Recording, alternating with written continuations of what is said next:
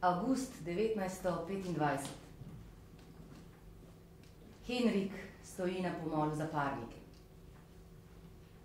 Oblaki so nizko, od časa do časa rahlo rosi. Na pomolu je sam. Kadi cigarilo bolj zaradi komarjev, kakor iz užitka. Njegov pogled je jasen in prijazen, brki lepo prirezani. Pod dežnim plaščem nosi poletni suknič, flanelaste hlače, pastorski ovratnik in kravato. Henrik sedi na nasprotni strani mize. Vzel je kozarec svetlega piva, da ji dela družbo. Svoje življenje jaz si kupujem z lažmi, s prevaro, ampak vredno je tega. In svojo krivdo hočem nositi sama in nikogar ne bom prosila za pomoč, niti Boga, niti strica Jakova. In kako si predstavljaš, da bo v prihodnje? Ne vem.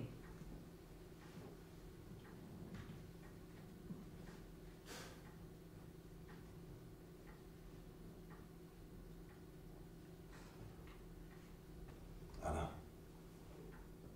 oprosti, če so te zbudil. Nisem spala. Rad bi ti postavil zadnje vprašanje, ki mi ne da miru. Že večkrat sem te hotel vprašati, pa si nisem upal. In zato te sprašujem v tej noči popolne iskrenosti. Prosim te, da mi odgovoriš iskreno, po pravici. Bom. Ti je Tomas nudil telesni užitek? Ja, nudil mi je telesni užitek. No, slecila se. Ampak ti se boš slekel tukaj, jaz pa tam. Pazi, Tomas. Okno gleda na cesto. Lahko gre kdo mimo in si misli, kaj neki počne ministrica na stare dni. Med zakoncema beseda ne steče. Oba sta na smrt utrujena, a spočit se ne moreta. Henrik zgodaj odide z hiše s starim čovnom in ribiško palico, Ana napiše nekaj pisem in opravi računovodske posle.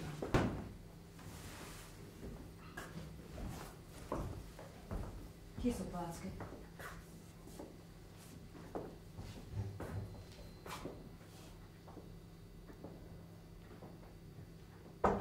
Tukaj.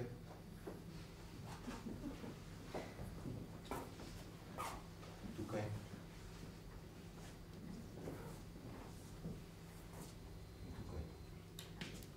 A ja, da ne pozabim, velika srebrna desertno žlico sem dala v popravilo in čiščenje, veliko dela imajo, ampak sem pomislila, če tega ne naredimo, zdaj nikoli ne bomo. Obljubili so mi, da bo kot nova.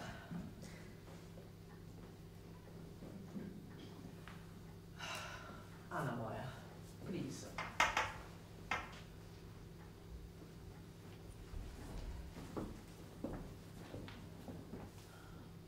Nočem, da se razideva kot sovražnici. Kakšne sovražnice? Jaz nisem sovražnica, mama.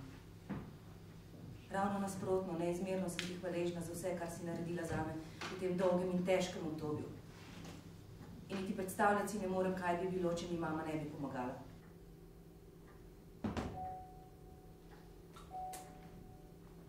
A je Ana spustila klobuk? Ne, sam je odšel. Aha.